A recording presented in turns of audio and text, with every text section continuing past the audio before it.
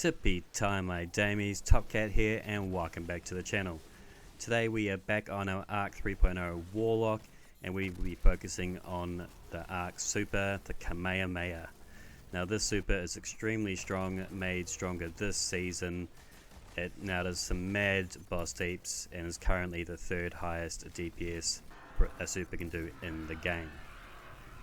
So this build is going to focus on getting your super back really quick. You can get your super back in under a minute, so you can just keep on Kamehamehaing things. We're going to be using the Geomags stabilizers. Its armor perk, close enough, damaging targets with the Chaos Reach extends this duration. We are of course using the Chaos Reach for the super. Just activate, point, shoot, Kamehameha, and shit just gets deleted. Now, in order to make this a more efficient super, we want to get this all the time. We're going to be using energy converter. Charge with light stacks up to 5 in this build, and that way we just chuck a grenade after we've finished our Kamehameha, and it's going to feed us back half of our super energy again, so that way we're that much closer to getting another Kamehameha. Now the seasonal artifact mod Thunderous Retort grants bonuses to arc super damage if cast while you're critically wounded, or easier is to just be amplified, and this will increase the super damage by 30%.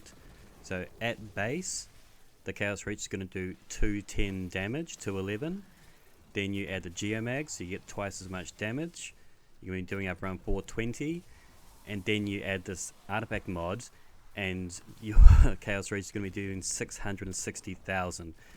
And considering you can get one of these every minute and a half, even Goku only popped off one of these every 10 episodes, and here we are popping off 10 every 1 episode. So energy converter is going to get us that first half of the super bar.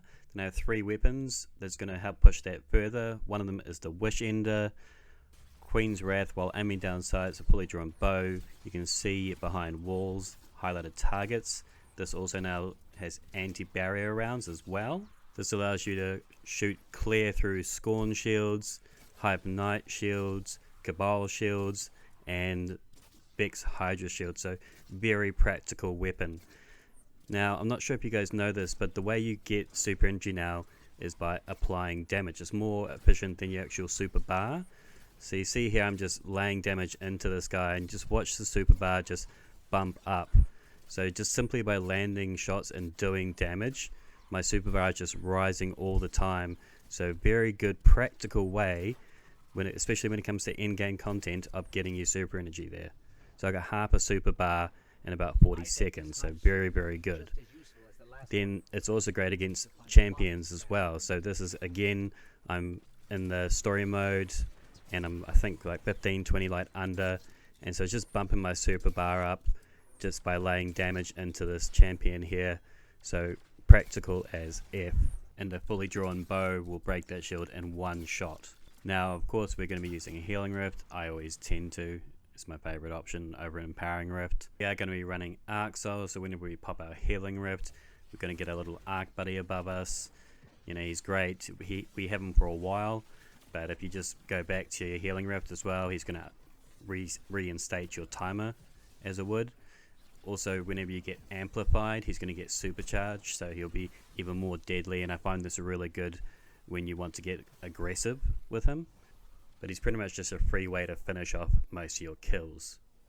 Now, in order to get amplified, we're going to be using Electrostatic Mind, defeating targets with arc abilities, or targets that have been jolted or blinded are going to create ionic traces. When you collect these ionic traces, you become amplified, which gives you that movement speed and weapon handling boost, which is particularly nice when you're running the Wish Ender and supercharging a little arc buddy to finish off any missed shots.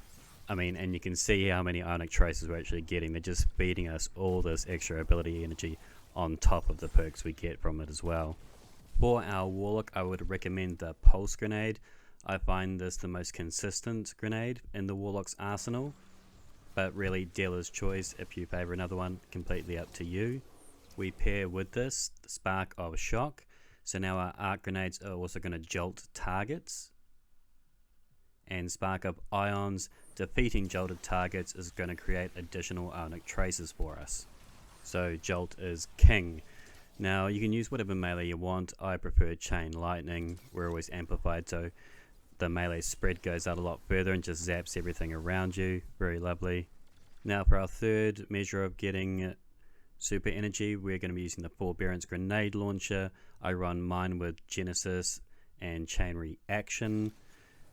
Essentially we want to make as many orbs as possible, and with this we make a metric shit ton of them. We are running an Arc Siphon mod on our helmet, so pretty much we get 2 kills, we're going to get 1 orb, and with the chain reaction feature on this thing, with 1 grenade you can get as many as like 10-15 kills if you get a concentrated enough group of ads. So you're just pumping out orbs, and that is just going to help feed your super bar so fast. Particularly if you have these guys choke pointed, they don't even stand a chance. We are also running Spark of Beacons. While you are amplified, your Arc special weapon, Final Blows, create a blinding explosion, and Spark of Discharge, Arc weapon Final Blows have a chance to create ionic traces. So anything you don't kill is going to be blinded. You eventually kill it because it doesn't see the next shot coming at you, and then it's going to feed that trace energy back to you, keeping you amplified and feeding your ability energy stats. Now you can of course use any arc weapon that you might like. I however like this GL. You can see from the game footage below I was just messing up all the ads. Pop my Chaos Reach, chuck my grenade out, so I've already got half my super energy, and now I just go to town with this GL, just killing everything in sight. These guys don't really have much of a chance. I have spawn trapped them, so I do feel a little bit guilty, except for the fact they are hive scum, so they all must die. The Genesis there, I hit that knight with the arc shield, it auto reloads it, so I can just keep on spraying down suppressor fire. And you can see the amount of orbs I'm making here, that, you know, this is real in-game time. I'm not speeding this up, and you can see how quick I've gotten that super bar back up. So that way I turn around and in under a minute I'm ready to go super and wipe this boss clean off the face of the moon. Kamehameha time. And because we have this much raw power just constantly at our disposal, I feel more than comfortable using an LMG as my heavy weapon. Great for overload, but feel free to use whatever LMG you want to. On our helmet we are running a Taking Charge mod, Kinetic Siphon, and an Arc Siphon mod. Radiant Light for plus 20 strength, and it's going to charge us with light when we pop our super. We're popping them all the time, so our teammates are going to be loving us.